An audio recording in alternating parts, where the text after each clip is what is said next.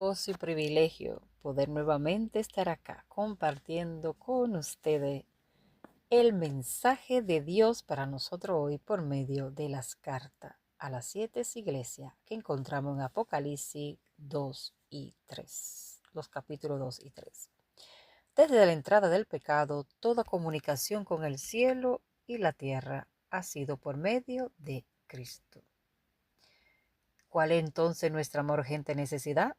Es recibir al Espíritu Santo de Dios, ya que es aquel que nos revela a Cristo. Jesús ahora está en el santuario celestial como sumo sacerdote. Hebreos capítulo 5, capítulo 6, capítulo 7, Salmo 110, 4, Hebreo 3, Hebreo 9, Hebreo 2, Hebreo 10, Hebreo 4, Hechos 3:26, Zacarías 6:13. Hay que bajar de las propias ideas y conceptos, preconceptos, a la verdad, que no es lo que yo pienso o el otro me dice, un escrito está. Habacuc 2:2, Deuteronomio 27:8. Escrito está. Eso es la revelación de Jesucristo. Es Dios que quiere revelarse a la iglesia. Ay, la iglesia soy yo. La iglesia eres tú. La iglesia no son las cuatro paredes donde nos podemos reunir. No es el templo humano. Es el templo hecho por Dios, cada uno de nosotros.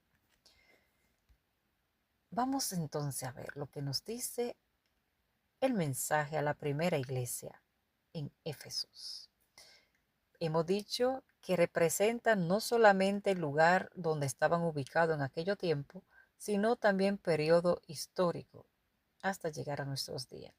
La iglesia de Éfeso empieza desde el 31 después de Cristo al 100 después de Cristo y la encontramos en Apocalipsis 2 del 1 al 7. Dice que Dios conoce nuestras obras.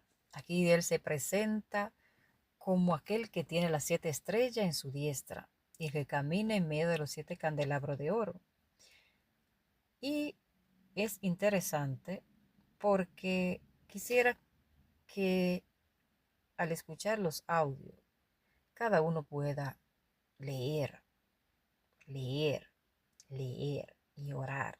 Cuando se lee y se estudia, uno estudia con un comentario bíblico, uno estudia con un diccionario que hay también online de sus idiomas, del greco al hebreo, muy bueno, para ver su original también, que nos dice, porque muchas veces cuando se traduce, por eso encontramos para la palabra, por ejemplo, amor, muchas traducciones. Pero, lo más importante es estudiar bajo la dirección, cuando abramos la palabra, pedir al Espíritu Santo que alumbre nuestro entendimiento y que nos ayude a entender. Y no movernos de ese versículo hasta que no tengamos una plena comprensión o hasta que no nos hable. No nos apoyemos solamente de ir a buscar a alguien, decirle, tú me puedes decir qué significa esto. Podemos escuchar, pero este es el tiempo donde Dios quiere hablar directamente a sus hijos. Usa instrumentos humanos, mas quiere hablarnos porque el Espíritu Santo es real y es Dios. Y Dios nos quiere hablar por sus palabras, por las escrituras. Cristo dice, yo conozco tus obras, nada es oculto a Dios. Pues el Espíritu Santo todo lo ve y lo escudriña, nos dice 1 Corintios 2, 10 al 16. Aún lo más íntimo de Dios. Nada es oculto, nada hay oculto. Dice las escrituras en el Salmo 139 que aunque uno se escondiera en la extremidad de la tierra, aún ahí está Dios mirando a uno. No hay nada oculto. Entonces, esta es la primera iglesia que se forma y se formó en Antioquía y ahí fue que por primera vez fueron llamados los discípulos cristianos. Éfeso es la actual ciudad llamada Kusadasi en Turquía y en aquel tiempo era el centro del mundo romano por tener los templos más famosos de la antigüedad, sobre todo el templo dedicado a la diosa Artemisa o Diana. Era una gran ciudad portuaria. La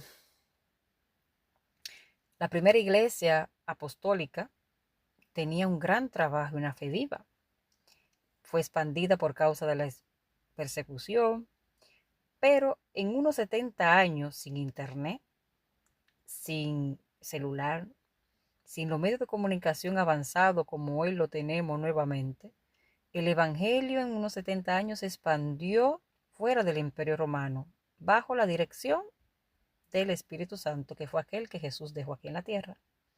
Y los creyentes estaban firmemente decididos a obedecer la palabra de Dios, claro está. Amaban su Redentor y querían ganar alma para él. Se cumplía Santiago 1:27, visitaban a los huérfanos y las viudas en su aflicción y se guardaban sin mancha del mundo. Tenían celo ferviente, pero este celo empezó a disminuir. Empezaron a morir los mayores de la época y los jóvenes empezaron a querer algo nuevo y diverso. Así empezaron a introducirse nueva doctrina y se desvió la mente y el corazón no solamente de ellos, sino de mucho de Jesús a otras cosas y alejaron al Espíritu Santo. Habían líderes que pretendieran ser apóstoles y desviaban el mensaje. ¿No nos suena familiar al hoy? Padre, ay, el tiempo está próximo. Dice las Escrituras que vendrán muchos burladores diciendo, oh, pero de los tiempos de mi titarabuelo escuchamos decir que el mundo se va a acabar. Pero ellos no saben, dice tu palabra, que buscando que lleguen al arrepentimiento, pero ya llegará el día donde el tiempo de la gracia, la puerta de la gracia se ha de cerrar. Señor, todavía hoy hay oportunidad para nosotros. Ayúdanos a no endurecer el corazón, sino dejar al Espíritu Santo hacer la obra, ya que Cristo intercede con su sangre por nosotros. Por favor, no te dé por vencido, porque todavía hay esperanza. En el nombre de Jesús. Amén.